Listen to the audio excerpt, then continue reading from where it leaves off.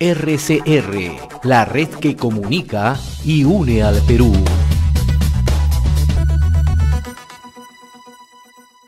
Vamos a entrar en comunicación a esta hora y agradecemos al doctor Antonio Maldonado, ex procurador anticorrupción, por este contacto con Enlace Regional. Doctor Maldonado, muy buenas tardes. Gracias por esta comunicación. Muy buenas tardes, señor Causo. Es un placer estar con ustedes, con Red Regional. Sí, doctor, queremos su apreciación, o mejor dicho, cómo analiza usted esta situación de inestabilidad política que vive el país a raíz de estas declaraciones dadas por la empresaria Carilyn López, que compromete al presidente de la República, Pedro Castillo, en presuntos actos delictivos. Sí, la declaración en efecto ha disparado una crisis política, la ha agudizado en todo caso, y acá veo dos dinámicas, ¿no? Una dinámica jurisdiccional, judicial o a cargo del Ministerio Público, que tendrá su propio decurso, tomará su tiempo para saber si estamos ante hechos que se asumen como verdaderos. Y la otra dinámica, una dinámica política en la que la sociedad peruana, yo creo, en base a la experiencia que tiene desde los 90 en adelante, incluso antes, por supuesto, yo creo que ya tiene los elementos suficientes para saber si estamos en un contexto de un gobierno cooptado por la corrupción, de un gobierno involucrado en actos serios de corrupción, y yo creo que esos elementos ya existen sobre el tablero. Ahora, en este primer contexto, doctor, se ha criticado que estas declaraciones de Carilyn López se haya filtrado a los medios de comunicación. Sin embargo, hay que aclarar a nuestros oyentes y también a nuestros televidentes que ello tampoco invalida esta situación. Así hay este tipo de filtración, porque hemos escuchado estas críticas principalmente al abogado del presidente Pedro Castillo. Claro, el abogado del investigado obviamente va a buscar encontrar argumentos para tratar de invalidar esas declaraciones. En este caso los encuentra en lo que se ha sostenido como filtración indebida de esta información en la prensa. Pero ese es un tema que el abogado tendrá que plantear en el proceso propio de la investigación, y veremos si tiene suerte o no la tiene. Pero más allá de eso, hay que destacar que lo que se ha revelado es muy grave. Lo que se ha revelado, más allá de que tenga, ya decimos, un decurso probatorio como corresponde, ya nos da algunos indicios a la sociedad de lo que estamos enfrentando. Y me parece que no tenemos que esperar una sentencia condenatoria del Poder Judicial para saber que estamos ante la alta probabilidad de estar en un escenario de corrupción dentro del actual gobierno. Pero ¿cómo entender en esa situación de que usted manifiesta, doctor, lo declarado por la fiscal de la Nación, de que se tendría que, en todo caso, esperar hasta que culmine el mandato del presidente de la República? Sí, esa resolución fue previa a este importante logro del propio Ministerio Público a través de esta declaración en lo que es este nuevo o inicial proceso de colaboración eficaz. La fiscal de la Nación tendría que considerar la posibilidad de revisar esta resolución a la luz precisamente de lo que se está revelando. Y creo que perfectamente podría hacerlo, creo que hay soporte jurídico legítimo para ello, más allá de la limitada arquitectura constitucional, que es como una suerte de marco muy estrecho, que en efecto le da una alta protección a los presidentes de la República e impide una actuación mucho más eficaz del Ministerio Público.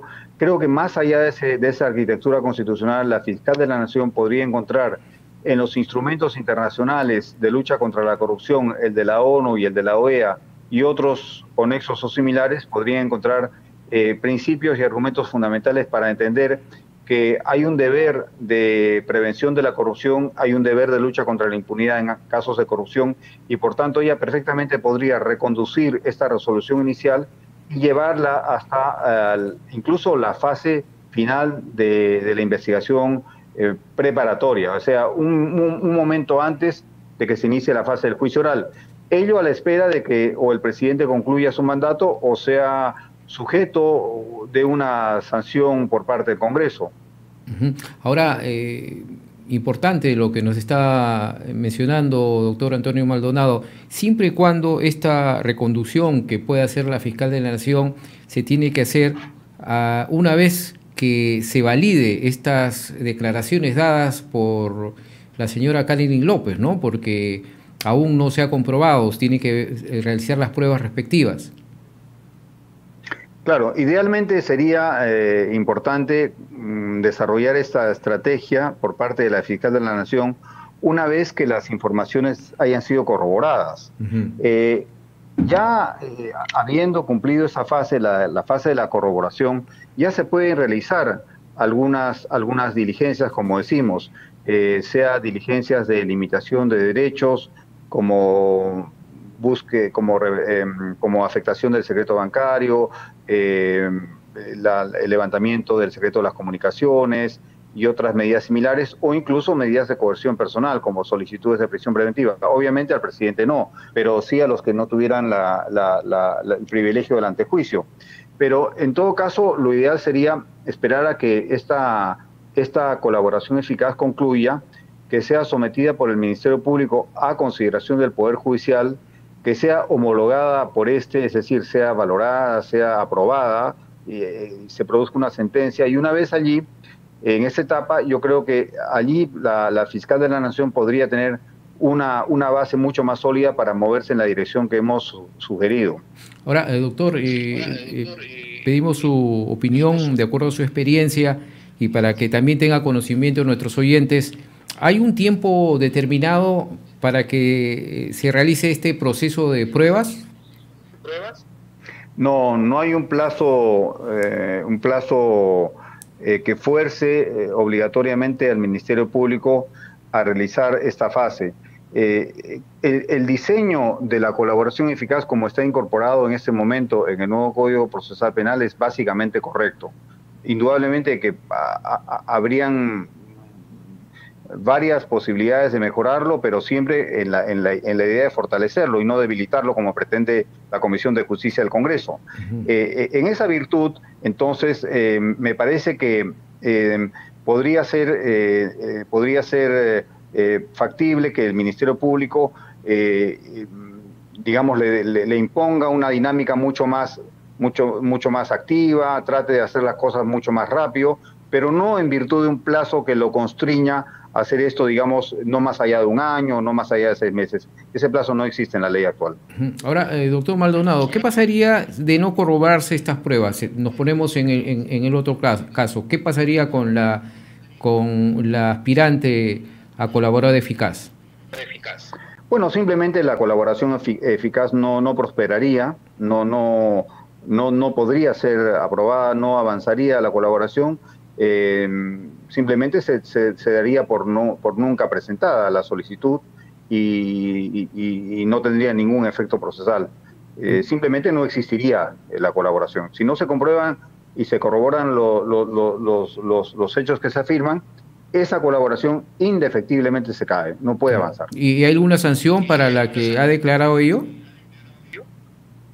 Podría haber, pero allí, bueno, no sé si el ministerio, tendría que verse la situación concreta.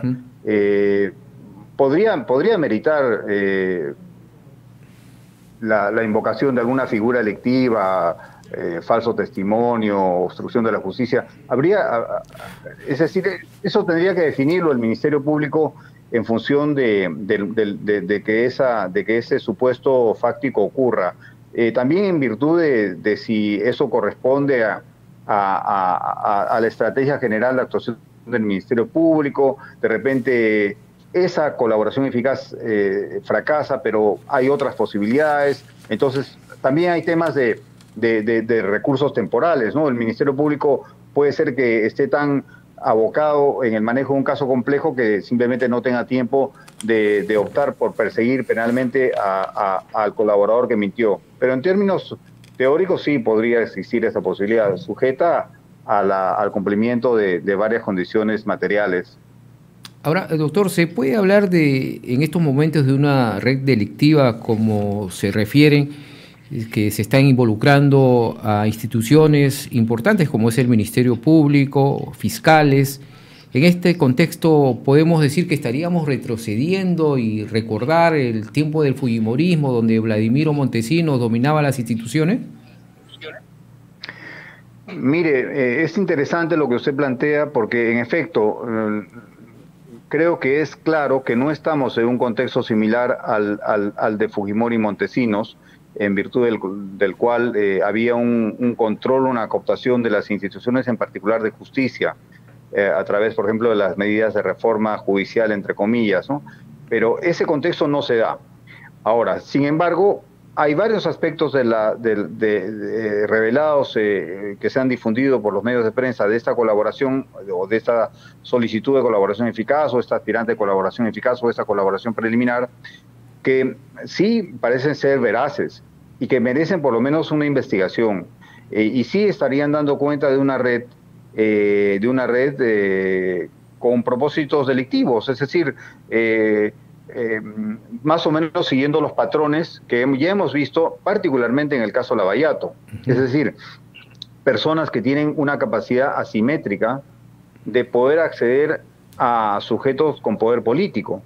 Y gracias a esa capacidad asimétrica, que no la tiene incluso, no la tiene la red más peligrosa de una organización criminal en el Perú, gracias a esa capacidad accede e interfiere en procesos de licitación pública y logra decisiones dentro de esos procesos a favor de esa empresa criminal. Entonces, yo creo que sí, que hay elementos muy preocupantes. Creo que en ese aspecto me parece que la declaración de esta señora debe ser profundizada e investigada. Y en otros aspectos como estos que usted refiere en su pregunta, del control político de las instituciones, yo creo que más bien tienen un gran parecido al de mensaje político que varios actores del Congreso están lanzando. Es decir, ahí me parece sospechosa la declaración de la señora, ¿no? Porque es como una declaración muy en armonía con lo que plantean esos actores del Congreso que, hay que decirlo claramente, pretenden tomar el control político del Ministerio Público a través de unas fórmulas que están suplantando la acción de la Junta Nacional de Justicia. Por eso es tan importante la fase de corroboración, porque la defensa, en este caso de la colaboradora, puede estar planteando una estrategia política en la intervención de la colaboradora. Es decir, poner dentro de un núcleo central de elementos verdaderos, veraces, y rodearlo de un discurso político, ¿no? Para tener aliados en el Congreso para que la apoyen y eventualmente lograr salir indemne penalmente hablando de esta situación. Entonces yo creo que el Ministerio Público debería tener mucho cuidado. De hecho, hay aspectos de la conducta del Ministerio Público que son preocupantes, porque el propio hecho de la difusión de los términos de la colaboración es atribuible al Ministerio Público. ¿Quién más lo va a haber difundido? O sea, la responsabilidad la tiene la fiscal o el fiscal a cargo de esa colaboración. Entonces, allí hay una responsabilidad que tiene que esclarecerse y tratar de no jugar, pues, una guerra política. Es decir, tratar el Ministerio Público de no ser un actor político cuando se trata de una investigación estrictamente de carácter jurisdiccional, técnica, donde se busca investigar, conocer la verdad, identificar a los responsables y establecer las sanciones penales correspondientes. Pero eso es un proceso que en el Perú, en casos complejos, toma mucho tiempo. Eso no va a ir paralelo a la dinámica política. Por eso es que la dinámica política tampoco puede ser irresponsable, tampoco puede ser hecha de cualquier manera. Y ahí el papel, la propuesta que le hace a la sociedad peruana al Congreso es importante, porque si es como es hasta ahora, las propuestas de traición a la patria, de vacancia presidencial, estamos hablando de nada. Eso no tiene ni pies ni cabeza, no tiene fundamento jurídico alguno. Eso es pura construcción política, pero de muy bajo nivel. Entonces, allí estamos con problemas. Esperamos del Congreso una actitud responsable.